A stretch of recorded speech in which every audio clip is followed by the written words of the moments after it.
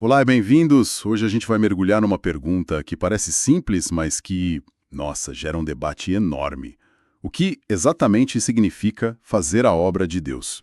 Porque, se você perguntar por aí, a resposta quase sempre envolve ir à igreja, participar de algum ministério, sabe, cantar no coral. Mas e se essa não for a resposta completa? E se não for nem a resposta principal? Nós temos aqui um texto do Marcelo Oliveira, o título é Que obra de Deus Jesus requer de seus servos? E a proposta dele, olha, é ousada. Ele sugere que a gente esqueça um pouco as tradições e volte para a fonte, sabe? Para os evangelhos, para ver o que Jesus de fato mandou fazer. E a nossa missão hoje é justamente desempacotar esse argumento e entender como ele chega a umas conclusões que desafiam muito do que a gente vê por aí. Exatamente. O texto todo nasce de uma provocação, né? Aquela pergunta que sempre fazem para quem não frequenta uma denominação. Ah, sim. Mas se você não vai à igreja, como é que você faz a obra de Deus? E a análise do autor é quase cirúrgica. Ele se propõe a responder isso usando um filtro só. Um único filtro. Que seria? As palavras de Jesus. Só o que está registrado nos evangelhos, nada de cartas de apóstolos, nada de Antigo Testamento, só o que o personagem central do cristianismo disse. É uma abordagem, assim, bem radical e muito focada. Certo. Então vamos começar por onde o autor começa. Ele vai direto para um diálogo lá no Evangelho de João, onde uma multidão pergunta para Jesus na lata: o que faremos para executarmos as obras de Deus? E, pelo jeito, a chave de tudo está escondido aí, né? Nessa pergunta. É o ponto de partida de toda a lógica dele. E o texto chama a atenção para um detalhe que a gente normalmente deixa passar batido na leitura. A pergunta é feita no plural. Obras. Obras, com S. Isso. E o que isso revela? Uma mentalidade, tanto daquela época quanto de hoje, de que servir a Deus é uma espécie de checklist. Uma lista de tarefas. Uma lista. Orar, jejuar, dar esmola, ir ao templo. Tipo, um monte de coisas a fazer. Uma lista de afazeres espirituais. Faz sentido. E qual é a resposta de Jesus? Aí é que tá o pulo do gato. A resposta de Jesus muda a gramática e, segundo o autor, muda o conceito todo. Jesus responde no singular. A obra de Deus é esta, que creiais naquele que ele enviou. Aham. Ele pega a lista de tarefas da multidão, amassa e, joga fora. E substitui tudo por uma única coisa. Espera um pouco. Então o argumento todo se apoia nessa troca de obras, no plural, para obra, no singular. Uma única letra, um S a mais ou a menos, muda tudo. Parece um detalhe. Pequeno demais, não? É um detalhe pequeno com uma implicação gigantesca. E é exatamente esse o ponto do autor. Ele argumenta que essa troca não é um acidente, é uma correção fundamental. Jesus estaria dizendo, olha, vocês estão preocupados com um monte de atividades, mas estão perdendo foco. A base de tudo, o serviço principal, não é um conjunto de rituais. É uma atitude. É uma única atitude de confiança e fé em mim. Para o autor, essa é a pedra fundamental. Antes de fazer qualquer coisa, a obra é crer. E a partir daí vem a pergunta seguinte, né? Crer implica em quê? Em obedecer. Exato. E para obedecer, você precisa saber o que foi ordenado. Ok, a lógica faz sentido. Se a obra é singular e começa com crer, o próximo passo é ir atrás do que essa crença exige de ação. Então o autor foi procurar nos evangelhos por essas ordens. Exatamente. Ele afirma ter feito uma varredura completa nos 4 evangelhos, analisando todas as falas de Jesus. Ele até menciona um número perto de 400 ordenanças, dependendo da tradução. Procurando uma ordem específica de serviço. Uma tarefa, um trabalho a ser feito para o reino de Deus. E ele chega a uma conclusão, assim, surpreendente. Que é? Ele só encontrou uma. Uma só? No meio de tantos ensinamentos e parábolas, qual seria? A que ficou conhecida como a Grande Comissão, lá no finalzinho do Evangelho de Mateus. A passagem é super famosa. Portanto, ide, ensinai, ou fazei discípulos de todas as nações, ensinando-as a guardar todas as coisas que eu vos tenho mandado. De acordo com a análise do texto, de tudo que Jesus falou, essa é a única instrução clara e direta que define um serviço a ser executado. É a descrição da obra. Entendi. Mas essa ordem ela foi dada para um grupo de apóstolos, né, que estavam ali com ele. Como que o autor justifica que isso se aplica a cada indivíduo hoje e não à igreja como uma instituição que deveria coordenar esse esforço? Porque a interpretação mais comum é essa, que a igreja como corpo vai e envia os missionários, os pastores. Ótima pergunta. E o texto entra nesse detalhe, um detalhe gramatical. O autor argumenta que os verbos principais como ide e ensinai, eles se dirigem a cada pessoa que ouve. A interpretação dele é que não se trata de uma ordem coletiva, no sentido de formem um comitê e vão. É uma comissão pessoal, intransferível. É um vá você e ensine você. A responsabilidade é individual. Individual. A ideia é que a ordem se estende a todos que creem, claro, mas a execução é de cada um.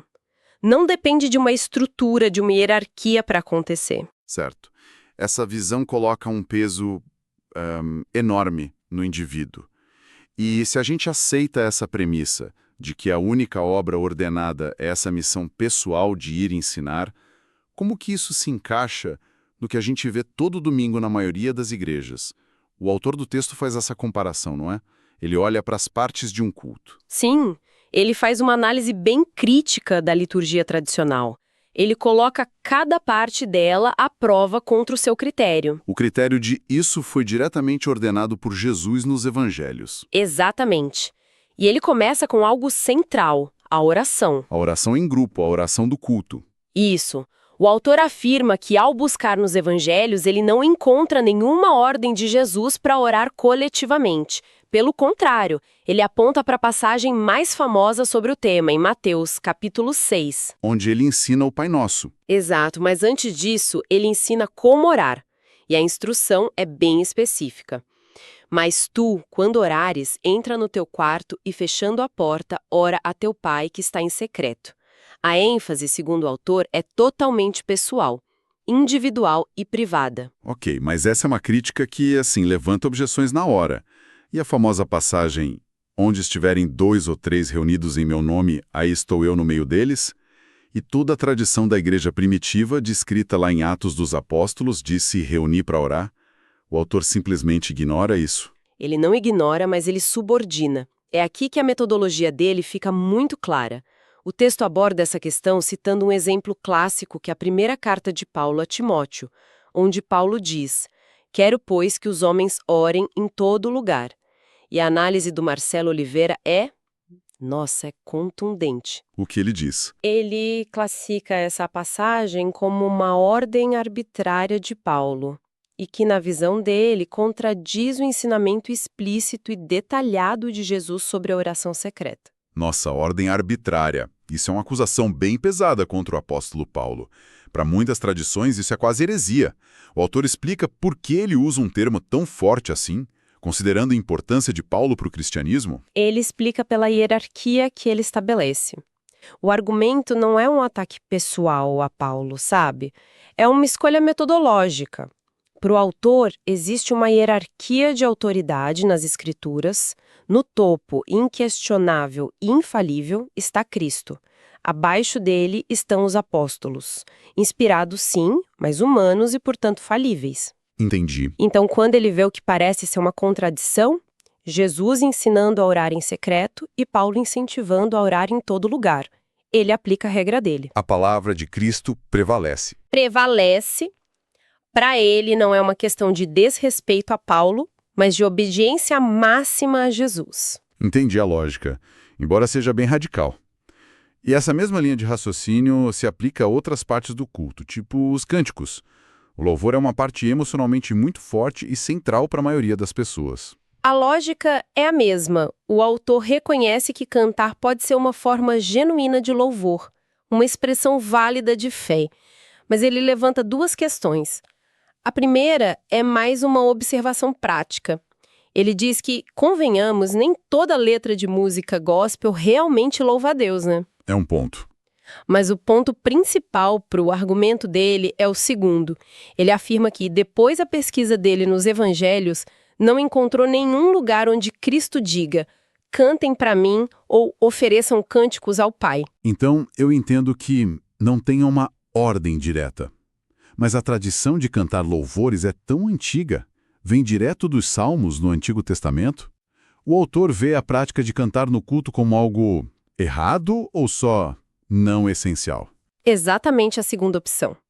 Na visão dele, não é que seja errado. É uma expressão humana, uma tradição, mas não pode ser classificada como fazer a obra de Deus no sentido estrito da comissão de Cristo. Entendi. Seria um costume, uma prática de edificação pessoal ou coletiva, mas não o cumprimento do serviço que foi especificamente ordenado. Então, se na visão do autor a oração coletiva e os cânticos são tradições, mas não são a obra, sobrou alguma coisa do culto tradicional que se encaixe na definição dele? Sim, uma coisa, a pregação, o sermão. Este é o único ato da liturgia que o autor reconhece como sendo de fato a obra. Ele conecta diretamente o ato do pregador de ensinar a palavra com a ordem de Jesus. Ide ensinando-as a guardar todas as coisas. Quer dizer que, na visão do autor, 90% de um culto tradicional, a música, as orações em conjunto, os anúncios, poderia ser, digamos, um extra. Uma preparação, talvez, mas não a obra em si. A única parte que realmente cumpre a ordem seria o momento do ensino. Isso é bem chocante. É uma conclusão radical, mas é o resultado lógico daquele filtro que ele aplica desde o começo. Se a obra é ir e ensinar, então o momento do ensino é o único que se alinha perfeitamente com a ordem. Todo o resto, nessa perspectiva, é cultura, é tradição, é prática humana. Válido, talvez, mas não o mandamento central. Toda essa linha de raciocínio sobre a obra ser individual parece bater de frente com a ideia de pertencer a uma igreja, a uma comunidade. O autor aborda isso, especialmente o rótulo desigrejado, que hoje em dia é quase um xingamento em alguns círculos. Sim, e ele dedica a parte final do texto a desconstruir esse rótulo. A argumentação dele é etimológica, ele volta para a origem da palavra. Igreja vem do grego eclesia, e o significado original, mais básico da palavra, é simplesmente ajuntamento de pessoas, ou assembleia. Não tinha uma conotação religiosa? Nenhuma, a princípio. Era o termo usado para uma reunião de cidadãos na Grécia Antiga, por exemplo. Ah, então o argumento é que igreja é a ação de se reunir, e não necessariamente o prédio, a placa ou a instituição com CNPJ. Precisamente.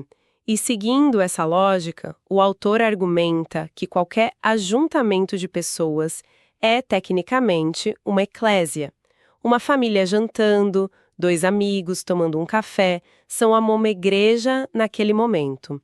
E aí ele vira o termo desigrejado de cabeça para baixo. Como assim? Se igreja é um ajuntamento, desigrejado significaria, literalmente, não ajuntado. Ou seja, uma pessoa sozinha. E estar sozinho não é pecado. Exato. Ele conclui que usar desigrejado como uma acusação não faz o menor sentido, nem bíblico nem lógico.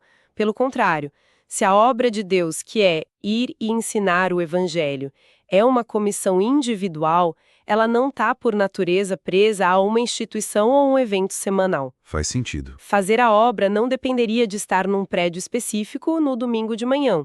Na verdade, segundo essa lógica, a obra acontece principalmente fora desse ambiente. Certo. Vamos amarrar tudo isso, então. A gente explorou aqui uma perspectiva que pega o conceito de obra de Deus, tira dele toda a bagagem de atividades e rituais e o redefine. Redefine como uma missão única e pessoal que flui direto de uma ordem de Jesus. Primeiro, crer. E a partir daí, ir e ensinar. É uma visão que bate de frente com a ideia de que o serviço cristão depende fundamentalmente de participar de uma estrutura de igreja. É um ótimo resumo. Se a gente olha para o quadro geral, o que o texto faz é um exercício de hermenêutica, ou seja, do método de como se interpreta um texto, muito específico. É uma leitura que intencionalmente coloca as palavras literais de Jesus no topo de uma pirâmide de autoridade, acima de todo o resto da Bíblia. E todo o argumento se sustenta nessa hierarquia e na atenção a esses detalhes gramaticais, como a diferença crucial entre obra, no singular, e obras, no plural. E essa análise toda nos deixa com uma reflexão final, uma pergunta que o texto provoca, mas sem responder diretamente. O foco do autor é naquilo que Jesus explicitamente ordenou. Isso levanta uma questão interessante para se pensar.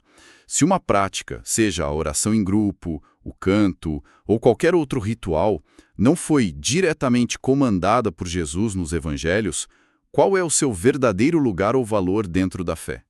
Esta análise nos força a questionar não só o que é obrigatório, mas a própria natureza da tradição versus o mandamento. Onde que termina a obediência e onde começa o costume que, talvez, a gente tenha confundido com a obra principal.